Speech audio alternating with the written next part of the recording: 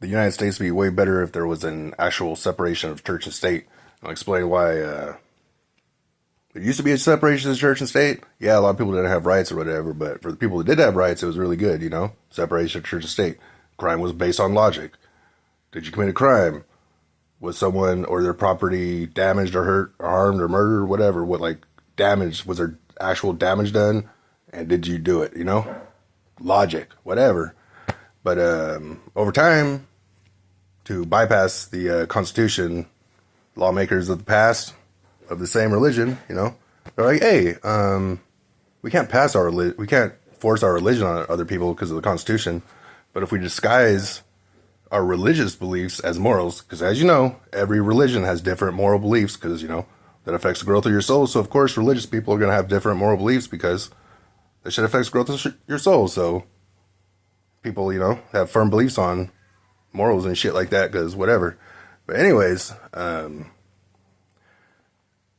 now we have at first it was just Christian morals, you know, but now we have like different belief morals or whatever, not just Christian. But anyways, passing laws on morally based beliefs, like I'll use the drug war for an example. That's a morally based law, you know, because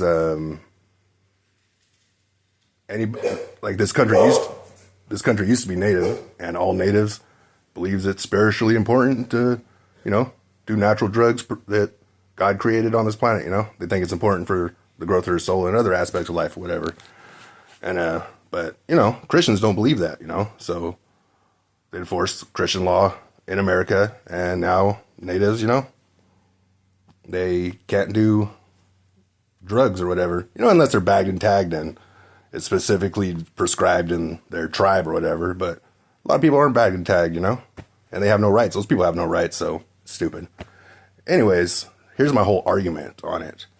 Let's say in America we passed laws based on logic, you know, as the Constitution intended, you know, and that's it. Laws based on logic, that's it. There has to be, you know, if there's no harm done, there's no crime, you know? Simple. And then people would say, oh, what about people will be immoral and all these horrible things would happen. It's not true. That's not true. Because no matter where they go, if someone's, let's say, Christian, a Christian could go anywhere on this planet and they will follow Christian law. A Muslim could go anywhere on this planet and they will follow Muslim law. A Jewish person could go anywhere on this planet and they will follow Jewish law. A native will go anywhere on this planet and follow native law. Same with every religion. Buddhists that follow their law, you know. Mormons, Jehovah's Witness, you know, they all follow their own law. Every religion follows their own law. Even atheists, people like to say that, like, oh, they're atheists, so they don't whatever, blah, blah, blah, blah, blah, blah, blah. A lot of atheists have more morals than religious people, and that's just the truth, you know. And they strict morals, whatever, you know. All I'm saying is, like, I'm just saying that would make me really happy for, you know, being a United States citizen or whatever. It would make me happy. But, like, let's take other countries, for example, like, the big one right now, like, was it Russia and Ukraine? They stopped talking about it for some reason, and, like, we got it all over the world. There's other, like, skirmishes and little wars going on or whatever. But right now, for some reason, the news wants to talk about Israel and Palestine, you know, so I looked it up like a lot of people did, and I was like, damn, when I learned what happened, the history of it, and what's going on right now, you know, shit really sucks. Hey, quit that shit. Mumo, be quiet. Anyways, lost my train of thought. Oh yeah, Israel and Palestine. They don't like each other. Because they're both, you know, they both think that they got the word of God in their book, you know, and they're fighting over, you know, which book is going to control. I want my book to control the laws. No, I want my book to control the morally based laws. No, I want my book to control the morally based laws. And in a government that allows, you know, religious thought in the form of morally based laws like America and basically every other country, you're going to have problems. And the only way to really fix it, if you really wanted to fix Israel and Palestine, would be, you know, if both sides came to an agreement. You know, nobody wins, nobody goes to trial. Nobody gets because you can't. I hate when countries are like, oh, we're going to win the war and then we're going to bring everybody to trial.